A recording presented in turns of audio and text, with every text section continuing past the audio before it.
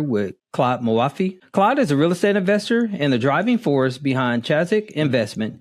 He went from humble beginnings to co-GP on a $33 million apartment deal and now combines his corporate finance background with a mission to help busy professionals build wealth and take control of their financial future through real estate. Without further ado, welcome to the show, Claude. Thank you for having me, Eric.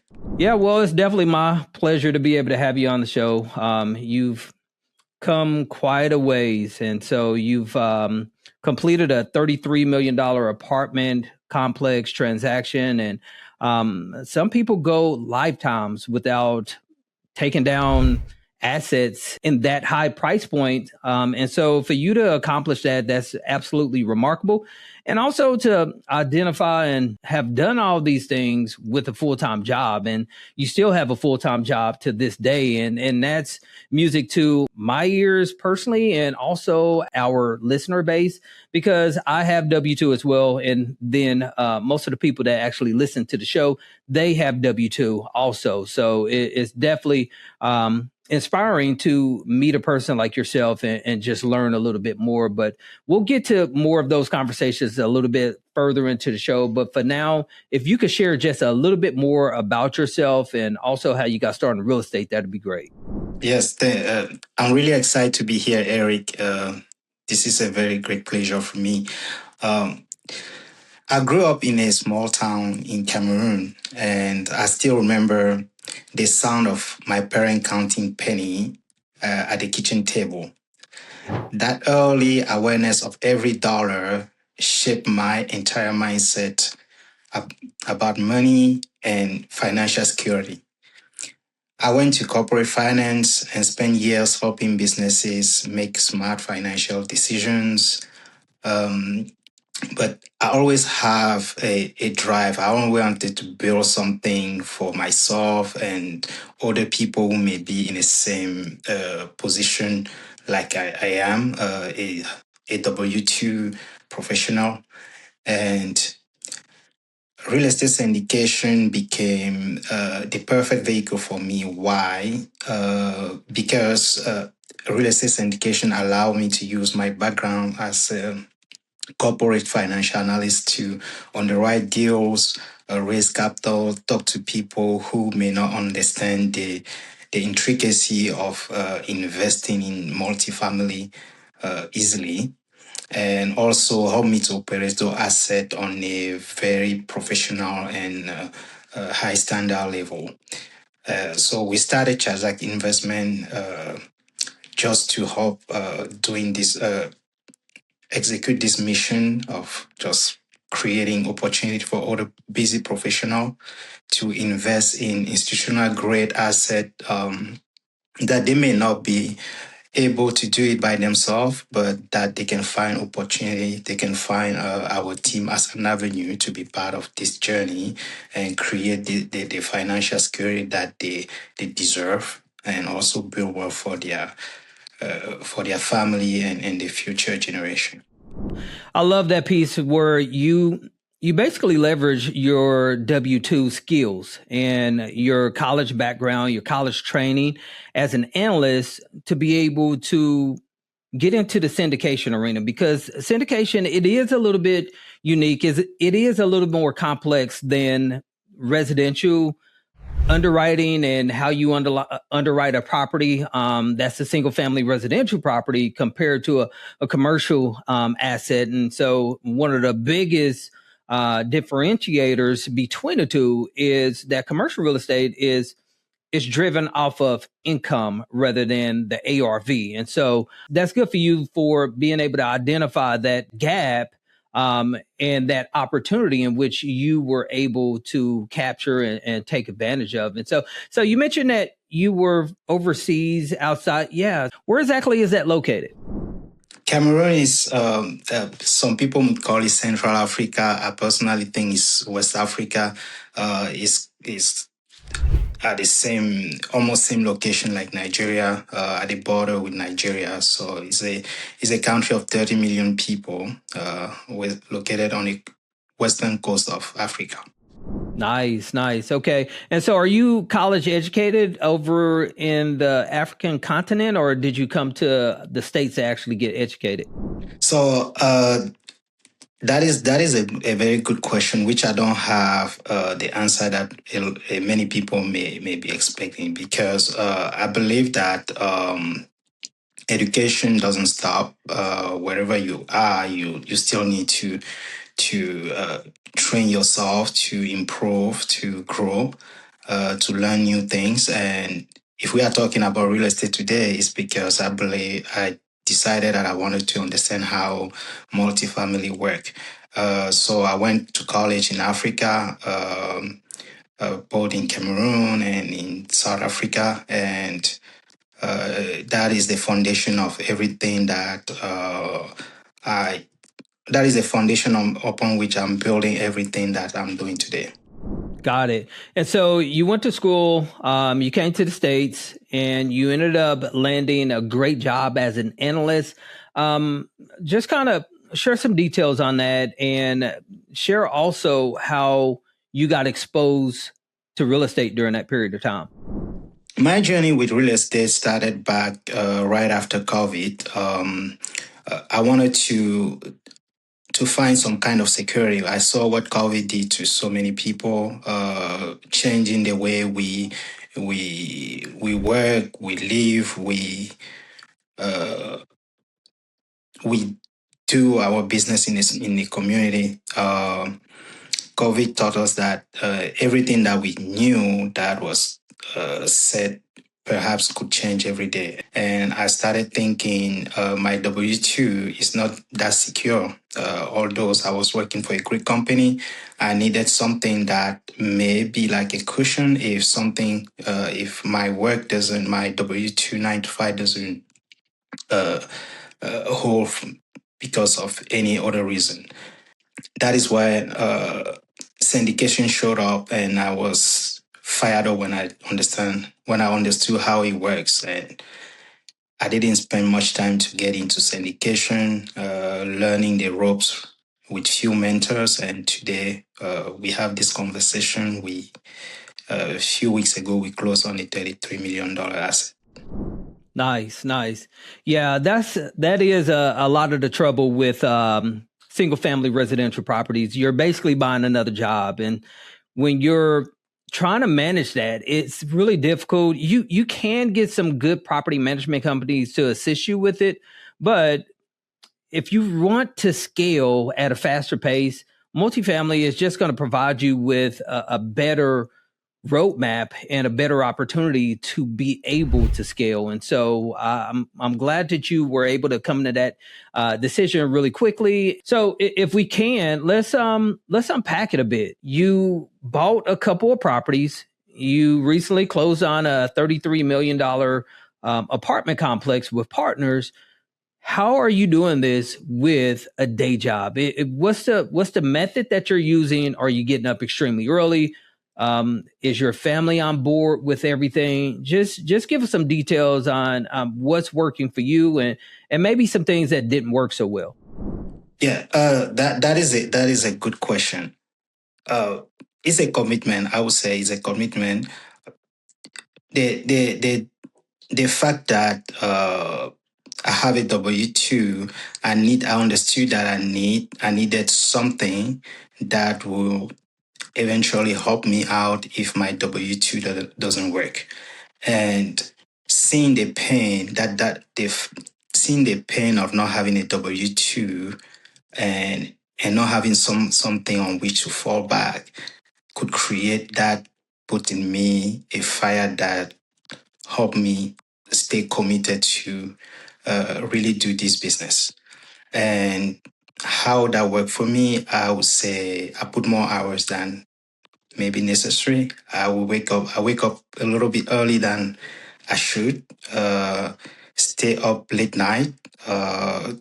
Because after work you need to underwrite deals, you need to have investor call, you need to review, to look for a deal, you need to talk to brokers, all of that. You have to do it when you are not on your job.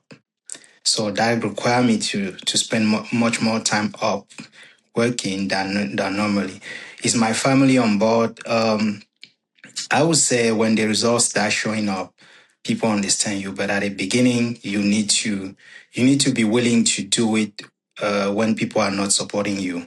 You need to be able to venture into that business yourself. And then when the results show up, people understand you and eventually they come on board with you. Yeah. In the beginning, it's always difficult. And I tell people all the time, unless you're starting with a boatload of cash, it's going to be a bit of a challenge to get the business off the ground, especially in real estate. Real estate is a slower moving business. You got to learn the process, you got to build the relationships, and then you can really start making some progress. But even then, especially when you're getting into the commercial real estate, it's going to be a slower process. And so, us on the commercial side, we could be really fortunate, especially when we're getting started. We could be fortunate to do a deal per year, or a couple of deals per year, depending on who you are. And I've seen people that's able to raise significant amounts of capital. They get into deals really, really quickly. And so that is a completely different story for them. But if you don't quite have that type of network in which you could raise significant amounts of capital, it's gonna be a slower burn for you. It's gonna be a more trying process and a slower process as far as closing, but it all runs together. I think you just have to have that fortitude, just as you mentioned, to keep going even when things are challenging. And so, what did it look like once you close? Once you close on the deal, did people start accepting a little bit more of what it was that you were doing, and did they start understanding that it takes this amount of effort in order to pull things off? Uh, just to come back to what we said before, I think you have to start somewhere. Closing on commercial real estate takes time. Finding a deal that pencil out, that will provide a kind of return that your investor are looking for, and also that is in a scale that you want. Finding those kind of deals takes time. It takes many deals to be underwritten, many tour on a deal, so it takes time. And people who do not succeed, sometimes it's because they quit before they found the right deal for them. So you have to commit to stay in a game, to look for that deal, to stay focused and disciplined about what kind of deal you want and in which market and what kind of criteria you want for your deal. And when you do that for a long period of time, enough time, I believe everyone has his own journey. Some people get in there after 2 months, they get a deal. Some people stay a little bit longer. But at the end of the day, if you just follow your own journey, you get your deal. And when you close on that deal, people start taking you seriously. Okay, great. Well, Clyde, good for you. That's amazing. It sounds like you're having a lot of success and things are starting to come together for you. We're going to move things just ahead a bit here. So, as of today, what does it look like within the business for you today? And so, we know that you recently closed on a really good size asset apartment complex. Give us some details in regards to what does the business look like for you as of today? As of today, we think in January we were in Las Vegas on during the multifamily, the largest multifamily investing conference in the country. We talked to so many investors, sellers, buyers, everyone. And what we are seeing in the market and the sentiment that we have is that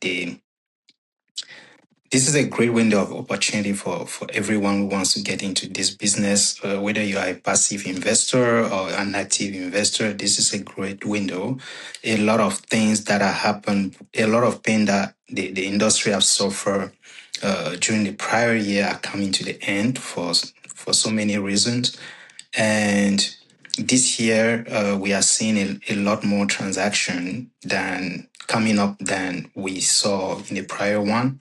And At the same time, things like spread between what the seller wants and what the deal really the real value of the deal is getting uh, um, tiny every day, and which is a good news. It means that everybody's coming to a kind of understanding of what the market is and what they could expect, and that is a good news. It means that there is going to be a lot of transaction, and there is an opportunity for everyone to be part and enjoy the ride. Okay, so it sounds like you guys are networking, you're surveying the market and getting a firm handle on exactly where things are. And actually, that's really refreshing information because 2022, the Fed began to increase the interest rates, and sellers, they wanted to continue on with the pricing in which they had been receiving offers at prior to 2022 interest rate hikes. And so it made things challenging. It made things really difficult to pull that off. And so to hear that the sellers are coming to terms with where the market is and the interest rates are starting to settle in, I think that's going to create a really lucrative opportunity for us as a syndicator. So that's refreshing to hear. So let me ask you another question. Are you guys utilizing AI within your business anywhere? And so we know about the great AI boom that's taking place within our economy and within the world in general. How are you guys implementing AI within your businesses? Yeah, so that question is very important today. Everybody, I call it we are in a honeymoon season with the AI things till we get to the point where we come to the normalcy. But within our business, AI is helping out a lot. There are certain routine tasks that we do every day that we're trying to create agent that can help with, like just go online, just go on broker database and search for deals that fit our criteria. AI is helping us to do that. Certain information data that we need on a market, we have agent that is helping us to gather all of that. So we have quite a significant involvement of AI in our business, but that doesn't stop us, or that doesn't replace what we really do, which is we are really in charge of analyzing the deals, looking into the projections and all of that. Is human, is me, is my team who is doing that. AI is just helping us doing the information gathering, and then we could just take that and do the real work with it. Okay, and which AI platform are you guys seeing that's providing the most value to you guys?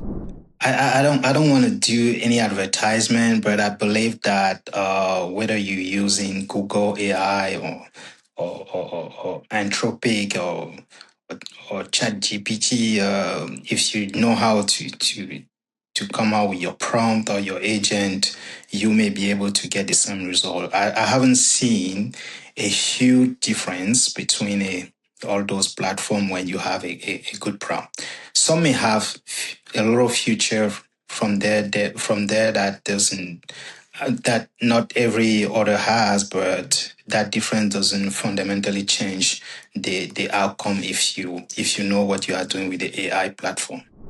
Yeah, I'm not seeing a whole lot of difference myself either. And I have been experimenting with Claude a little bit more here as of recent. And I love how much it digs. ChatGPT is pretty good as well. And also Google, like you said, I mean, everything is just getting better. Who was the other one that you just said? Kimi. There's so many for my presentation. Sometimes we use Gamma and things like that. So there are so many out there. You just need to know, and the difference is not that significant.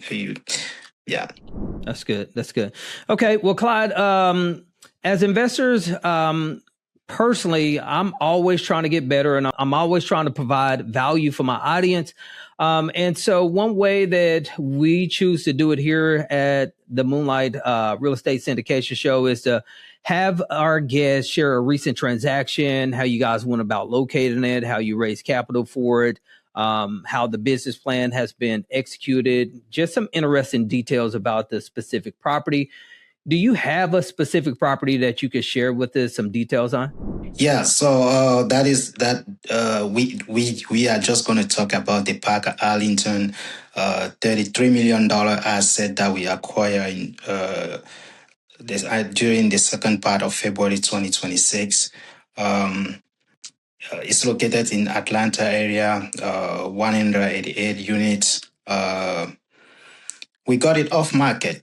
We got it off market through our network of brokers. They send it to us. We underwritten it. We love it, and we went after it. We were awarded a property, and the beautiful things about this business is you don't do it alone. It's a team business. So when we got it, we rally our network of investor.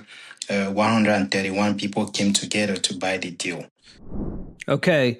So you said 131 people? Yes. So I'm taking it that those are all LPs for the most part. Is that correct? Yeah, those are LP for the most part. Okay. And so what was your minimum on capital raise? The minimum was $100,000. Okay, yeah. So I've never heard of that many people getting into a project together. What was the split on it? The syndication split? The syndication split was 730. Okay, and so you mentioned that this was off market. So it was a broker relationship that was sent to you guys through a colleague, and that colleague just reached out to your team? Yeah, so it was sent to a colleague in a business, and he called us up and said, we can do this together. Are you open to that? And we went into the business together, raised the necessary amount together, and execute on a deal. Okay, sweet. So how did you guys cultivate relationships with 131 people that would place capital within a deal with you? Done some pretty good job. When you are transparent, when people trust you, they will refer people to you. They will refer people to you. They will go out there and make sure that their friends and their family knows that they are doing this business with you. But the first part for you is to be able to deliver your promise and build that trust, and things come by itself. Nice. Okay. So how's the business plan been going since you guys actually closed on the property? Has there been anything interesting, or has everything just kind of been checking the boxes and really smooth? Yeah, really smooth. We took over the property immediately after the acquisition, after the documentation was signed. So we are less than a month into the ownership of that building. So we just checking a box. We just making sure that everything that we saw during due diligence that were there, and in a few weeks from now we're going to start the business plan. And the business plan is to do some renovation, exterior renovation, interior renovation, and just create a more compelling asset for our investor, and a very better living condition for our resident there. Nice. Okay. And what's the planned hold time? What are you guys looking at? 2 to 7 years? 5 years. The goal is 5 years. Nice. And what type of debt did you guys use to get this to the finish line? The debt on the asset is an agency debt. Is an agency debt. Well, congrats on that, Claude. It sounds like you guys got a great asset. You guys were able to successfully take it down, and you had plenty of capital partners that jumped in with you guys. So it sounds like you guys are going to have an amazing transaction with this one. Hey, we're going to turn the page. And we've got a portion of the show that we like to call our Moonlight Coaching Round. And typically what we do is ask our guests to answer a few questions. If you could hold your response to between 1 to 2 minutes per question. The first question that I have for you is, what do you think every new real estate investor should know before investing in real estate syndications? You should know your partner. You should know the operator with whom you want to invest, because technically you are hiring someone to manage your investment. As you're hiring someone, you should vet him, because the success of your investment depends on the capability and the expertise and the competence of that operator. Great suggestion on that one. The next question is, knowing what you know now, what kind of advice would you give a person attempting to get where you are within their real estate journey about balancing business and life? And so it's that age-old question. How do you view work-life balance? Is there a such thing as work-life balance? Just give us some insights on that. I don't know what is called work-life balance. I know that you have to live. I would say just set your side to what you want to do. Just set your goal and go after it. It doesn't matter if it's Sunday morning or Thursday evening. Just go after your goal. And additional to that, surround yourself with people who want the same thing. Because if you really want to do it, real success is not a solo game. It's a team sport. So you need to have a team. Maybe at the beginning you don't need to hire a bunch of people, but you need to surround yourself with people who have done it and with people who haven't yet done it but wants to do it, so that you guys can pull your effort together and go very fast. Okay, the next question is, if a person had minimal amounts of time, no money or experience, but they wanted to start and scale a business like yours, what would you recommend for them to do? Find someone who is doing it and partner with the person. Find a way to partner with the person. That's a great response to each one of those questions, Claude. Before we let you go, if you could share a great personal development book or either a great business book with the Moonlight audience. I would recommend The Miracle Equation by Hal Arrow. And if I may recommend more than one, I will go with the second one that I have.